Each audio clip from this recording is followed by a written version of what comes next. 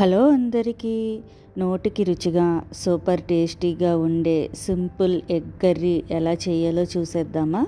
దానికోసం ప్యాన్ పెట్టుకుని అందులో ఆయిల్ వేసుకుని ఆయిల్ హీట్ ఎక్కాక ఉప్పు, పసుపు, ఉడకబెట్టుకున్న కోడిగుడ్లు కూడా వేసుకుని వాటిని బాగా ఫ్రై చేసుకోవాలి.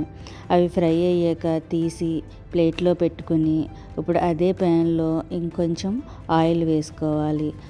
ఆయిల్ హీట్ ఎక్కాక మసాలా దినుసులు కూడా వేసుకొని పచ్చిమిర్చి కూడా వేసుకొని ఫ్రై చేసుకోవాలి. అవి ఫ్రై అయ్యాక ఉల్లిపాయలు, కొద్దిగా సాల్ట్ కూడా వేసుకొని మూత పెట్టుకొని ఫ్రై చేసుకోవాలి. అవి బాగా ఫ్రై అవ్వాలి. గోల్డెన్ బ్రౌన్ వచ్చేదాకా ఈ ఉల్లిపాయల్ని ఫ్రై చేసుకోవాలి. ఇలా ఫ్రై అయ్యాక ఒక టమాటాని చిన్న చిన్న ముక్కల కింద కట్ చేసుకొని అవి కూడా వేసుకొని వీటిని కూడా మూత పెట్టుకొని మనం దగ్గరికి వచ్చేదాకా మగ్గించుకోవాలి.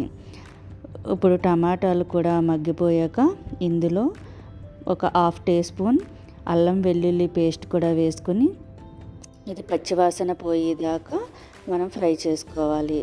ఇది ఫ్రై అయ్యాక కొద్దిగా జీలకర్ర, ధనియాల పొడి, కారం, పసుపు కూడా వేసుకుని ఫ్రై చేసుకుని తగినన్ని వాటర్ కూడా వేసుకుని ఈ స్టేజ్లోనే సాల్ట్ కూడా సరిపోయిందో లేదో చూసుకుని సరిపోకపోతే సాల్ట్ కూడా వేసుకొని మూత పెట్టుకొని ఒక 3 మినిట్స్ ఉడికించుకోవాలి. అలా ఉడికాక మనం ముందుగా ఫ్రై చేసుకున్న కోడిగుడ్లు కూడా వేసుకుని మూత పెట్టుకొని 2 నిమిషాలు ఉడికించుకోవాలి.